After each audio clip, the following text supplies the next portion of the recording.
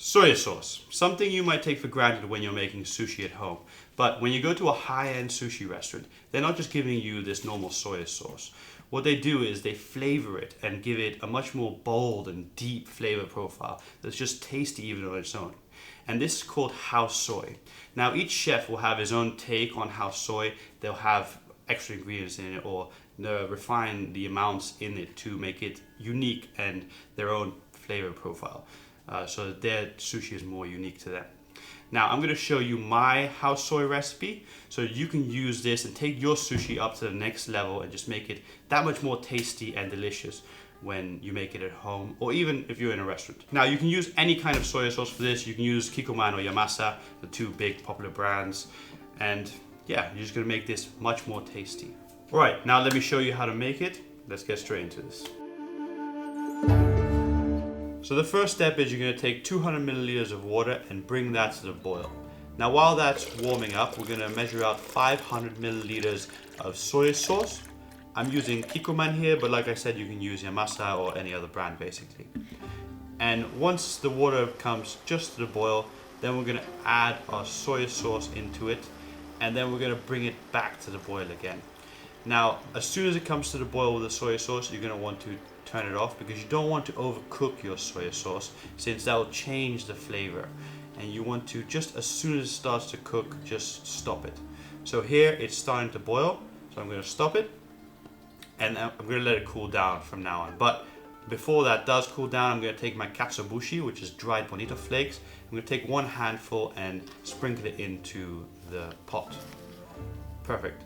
Now you're going to want this to infuse with the soy sauce over time. So we're going to leave it to cool down for 1 hour just to infuse. After 1 hour, you're going to want to take a bowl, a sieve, and a cheesecloth just to strain out your katsuobushi bonito flakes.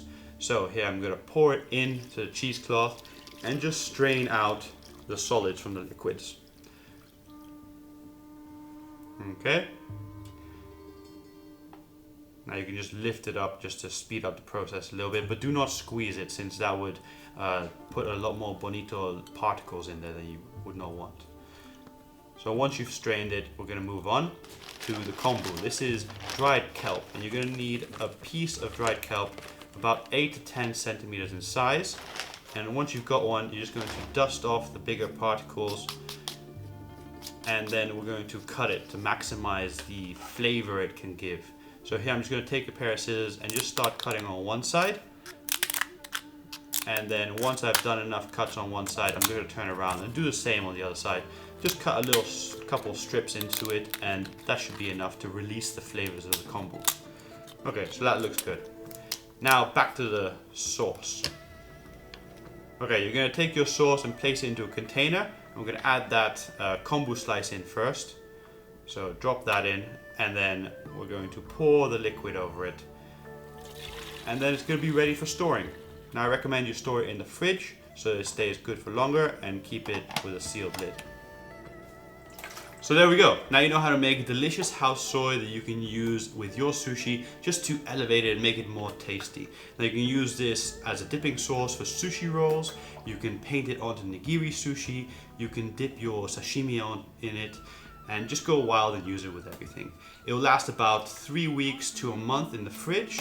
And I think this is about the right amount for someone at home that eats a moderately big amount of sushi. I thought about half a liter would work for most people, since you don't really need that much and a month's time to use it. Okay, if you enjoyed this video and you want to see more content like this, don't forget to support this video by hitting the like button, sharing this video, and commenting below. Thank you for watching How to Make Sushi. See you in the next video. Goodbye.